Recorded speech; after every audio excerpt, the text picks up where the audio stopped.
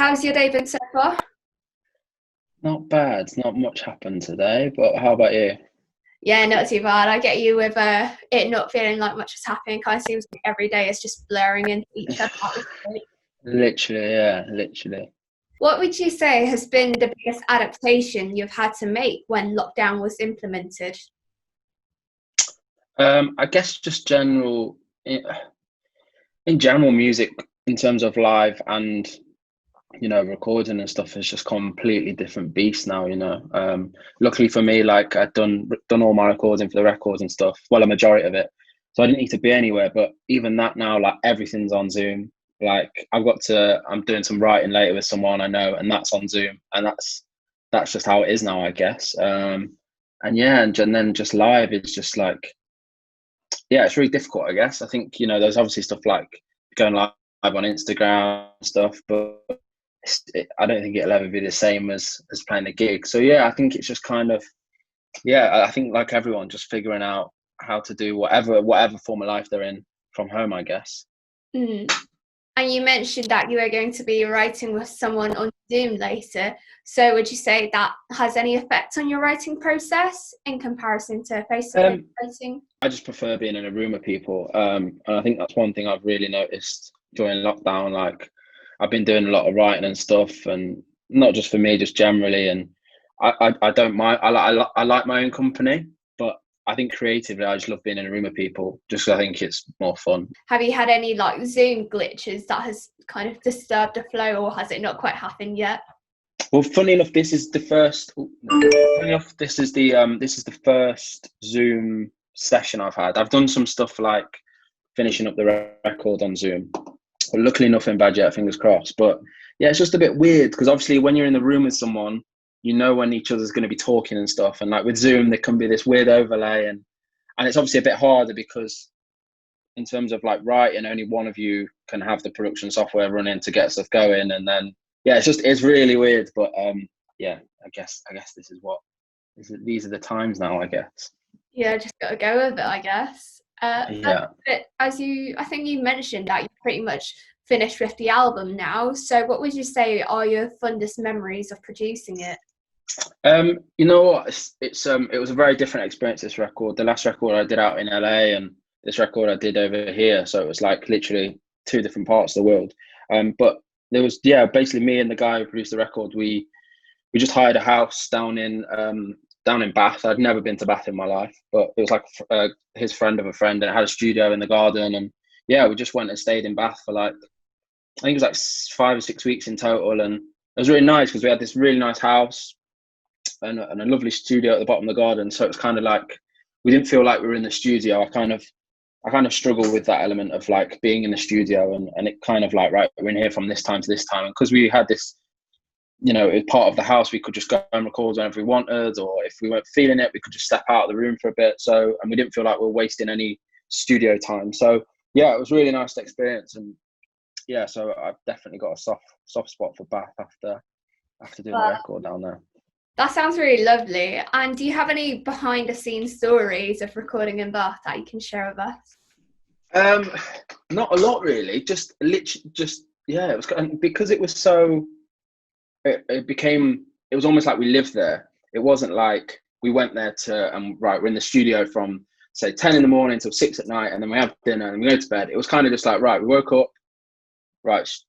Like we kind of just judged it on how we felt. Really, it was like, do we feel? Are you ready to kick on now, or do you want to go for a walk, get some food? So it was kind of nice just do it naturally, and it never felt like I've had it before in studios where you've got to be in there till, or you've got to be out there, sorry, at a certain time, so you feel really pressured. But because we had this beauty of like, there's some days where we didn't do anything until like 7 at night, where we just hang out, I guess. Hmm. And then at 7 at night, we'd be like, right, let's go and kick on and finish recording something or whatever. So it was kind of, yeah, it was just a really chilled process, and which was really nice, I guess. And because I was only a couple of hours away from home, I could go back at weekends and stuff. Whereas obviously when I did the last record in LA, which was fantastic, but I was a 20-year-old, 19-year-old kid, and I was on the other side of the world by myself, so it got a bit lonely there at the time. Mhm. So yeah, it's been a nice homey making records, and like even some of the stuff I've literally been doing from home, just finishing up. So yeah, it's been a different experience, but I've really enjoyed it. And like I said, never felt like work or studio time, which is great. Mm. Oh, that sounds really nice. And in your latest single, Right Way Round, you kind of tackle feelings of kind of just floating through life. So if someone was feeling that way, what advice would you give to them? I think it's a difficult one because I don't want to like label myself as like a guru, but I wrote it at a time when I felt I was kind of struggling, not struggling, I guess just struggling with myself and kind of where I fit in and what I wanted to do next in music and just in life in general, really. And I think that people have that in all walks of life, whether it be in music or an office job or whatever they do. And I guess it's kind of just realizing that believing in yourself a bit, as cheesy as that sounds, it's like there's a beauty in like not worrying about, like, for example, in music, I think as musicians, we always compare ourselves to other musicians and, oh, what's that musician doing? Oh, why am I not doing that? And why are they doing that? And it's like, it's kind of just focusing on being in your own little bubble and like believing in what you do and don't worry about what other people are doing and kind of, yeah, it's a difficult one, I think, because we all have those moments where we're like, what's the point? You know, even in an office job, you might think, why is so-and-so doing better than me? But it's like, as long as you believe what you're doing is right, then I guess that's kind of the best thing. And that was kind of what the song was about, I guess. So, yeah. Just believing in yourself, really, I guess. Yeah, absolutely. Absolutely. And if you had to pitch Right Way Round to someone who had never heard of you or your music, how would you advertise it? What would you say? That's difficult. I guess it's kind of, for me, it feels like a summer song. Well, I guess no one's really getting a festival time this year, but like festivals and that side of stuff is what always I've had in mind when writing and live. And unfortunately, obviously, we can't do that at the minute. So I guess just imagine yourself in a festival in a field having a good time, but I guess it's a festival song with a bit of a deeper lyric meaning than usual for me personally as well. So yeah, I just say picture yourself in a field. Nice. And I mean, you mentioned that you can't play live at the moment. So aside from playing live sets and performances, what do you miss most from pre-lockdown? I think just the general social element of music in general. Like if I'm working, so sometimes I just go down to write, not necessarily for me, just generally writing for stuff. And I guess it's just kind of the social side of hanging out with everyone. And, you know, if I'm in London for the week, then it'll be like, oh, so-and-so, whoever's a musician or whatever, oh, I'm in town these days, let's hang out. I guess it's just kind of that social bubble. And I think that's so important in music that you just like I say, it's the same for anything really, but just forming friendships in a social group is so important. And because it's an industry that can be very lonely at times when stuff isn't going well. So it's very important you have people around you. So yeah, apart from like the general gigging and stuff, it's just, yeah, I'd say just the general social element of it really.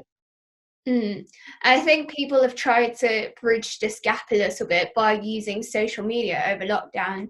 Do you think social media has helped or hindered this kind of social interaction more? I guess it kind of swings both ways, but I think it doesn't really harm at all as long as it's used correctly. But I think social media is such a powerful tool now because, for example, like with this last release, it's like we haven't been able to do any of the usual, you know, face-to-face promo or, you know, music videos or so. Like we had literally about 2 weeks before lockdown, we had a big meeting about music videos and all that stuff, and that was all getting planned. And then it's like, right, we can't do any of this. So I guess all the focus then goes on social media. So yeah, I think in general, social media is great for it because I kind of guess we'd be a bit lost without it, especially because there's just nothing. I guess it's easing up a bit now, but there's just been nothing to do. You know, it's like it's really hard. So I think it's really important, social media, just because it keeps everyone connected. And you know, as a musician, it's like if I can't gig, then social media is my only form of interacting with people. So yeah, it's really important, I think. And as you mentioned, like it's been a little bit difficult with nothing much to do. What have you been doing to keep yourself occupied? A bit of everything really. I've tried to start keeping fit, which is something I'm really bad at, like terrible at. But I've started to try and eat fit. Just like I say, the last couple of weeks, I've started to get a bit more creative. Just because coming into lockdown, I'd done a lot of recording and a lot of music stuff. So I think the first chunk of lockdown, it was kind of nice to just step away from it and, you know, like even watch a bunch of stuff on Netflix I've not had a chance to watch, which was like, it's just mundane stuff that's like, and read some books and listen to some podcasts that I've been meaning to listen to. So I think the first chunk I stepped away from it a bit in a nice way, just because I was like, right, the record's more or less done. But then, yeah, I guess kind of now I'm just kind of itching to just get back writing and working. So that's kind of, I guess now why it's like, can we do any sessions on Zoom? Is there any stuff I can just be doing from home? But yeah, it's really weird. I guess it's just like, yeah. I guess it's finding ways to fill your days, because I think the early part of it was like, great, I can watch loads of films, I can do this, and then it's like it gets to like week 3 and you're like, I don't just want to watch Netflix all day today. Like the novelty of that has like worn off a little bit now, but I still do, you know, you still have days where you do that, but I just kind of, I just want to get back to it, I guess. Yeah. And have you read any books or watched any films or heard any podcasts that have been particularly thought-provoking? Any recommendations? That is a good question. I've watched a load of series. I watched a series called Godless, which was really good. Podcast-wise, I've listened to so many. What do I listen to? I'm a bit of a podcasts are like my thing to go to. So like the top of the list. When I'm in the so like when I'm in the car, when I'm traveling, like podcast is I think just because when I'm like, if I'm driving to London, so it's like a 2-hour drive, if I'm going there to do music, I don't want to listen to music. Like I'll have a moment where I listen to music, but I think a podcast is quite a nice escape because it's just kind of gets you away from it a little bit. So like I'm really into true crime stuff. I'm a true crime. So like all the old school stuff. So like Serial, Live and Die in LA, all these like true crimes where I can pretend I'm a little detective in my car are like my go-to things, I'd say. Right, well, that's fascinating. And I think we're going to move on to a couple more light-hearted questions now. So if your sound had a colour, what colour would it be? I don't know why blue came to my head, but maybe blue.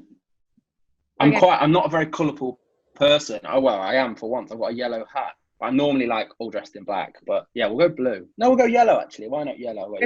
Yellow. Nice. What do you think will break the internet? What will break the internet? That's a great question. Oh, that's a great question. I don't know. What will break the internet? Oh, that's a great question. I'm gonna have to think about that one. What will break the internet? That is really tricky. My album, hopefully. Let's go with the album. Solid answer. Just crash the internet. Well, yeah, just break it worldwide, globally. Yeah. What's your go-to karaoke song? Michael Bublé. Anything by Bublé. I have like a bit of a running joke with my mates that I do a good impression of Bublé, so anything Bublé. Oh, can you give us an example by any chance? Can I be cheeky enough?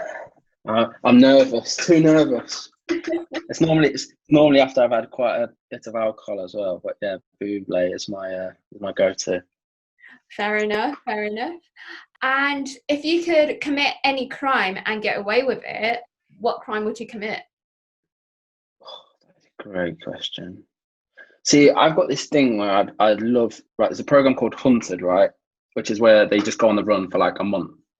And I don't know what exactly my crime is, but I've always had this like real big obsession, right, with like you like being able to go on the run from the police, but nothing bad's gonna happen at the end of it. But I really want to go on that program, so I'd probably be something really petty that involves a long chase. I'm really obsessed with that program, so just anything involves me being on the run, but then nothing bad happen at the end of it. I'm in for a chase. And what would be your kind of getaway method of choice? By leg or by car? I think I'd mix it up. I've seen a few people do well by just like camping out in the middle of nowhere, but they all end up like ringing their families, and then the families are like, well, we've tracked your phone, we know where you are. So I just go completely off the grid. I think I'd find a way. I'm really obsessed with the idea. I think it's just my obsession with like true crime and stuff, I think. So if you see me on the run in the near future, don't be surprised. Oh, Oh, the thing is, will we even see you, or will you be too sneaky? Sounds like you've got a few. Yeah, well, it'd just be like wanted posters, I'd imagine, everywhere, and them failing very badly. And if you were a quarantine trend, which one would you be? Do you think you'll be like making whipped coffee, baking banana bread, binging Netflix, that kind of stuff? I'd be the one eating the banana bread. I've eaten a lot of banana. Like a lot of people around me have been baking a lot of banana bread, so I've been eating a lot of banana bread. I think banana bread. I tried the whipped coffee thing, but I quite like strong coffee, and there's a lot of sugar goes into that thing. So I had one. I was a bit like, I'd say the Netflix and banana bread is just. I'm all over that. I'm absolutely all over it. Would you say you're a bit of a banana bread connoisseur now with how much you've tasted? Yeah, but I lack in the ability to make it. I'd say I'm kind of like the taster. And what would make the perfect banana bread for you then? It's got to be moist. Don't give me no dry ass banana bread. I've had a couple of those, and the people have been informed. Step up the game. Step up. No, step up the game. But when it's good, it's very good. So yeah, I'm in on that. Nice. And I've just got a quick fire questions left. So, banana bread or sourdough bread? Banana bread. Yeah. Would you rather go back in time or go to the future? Back in time, 100%. Sweet or savoury? Savoury. David Bowie or Prince? Oh, I'm gonna go Prince. And night in or night out? Night out. All right. And that pretty much sums up the questions I have. So thanks so much for answering. Amazing. No worries. Absolute pleasure. I hope you enjoy that. Yeah, I hope the rest of lockdown is enjoyable as it can be, I guess. Yeah. Hopefully you'll be able to get more banana bread. Yeah, you've made me want banana bread now. We've had this chat, so I might have to sort out my own banana bread game and go and fix them up.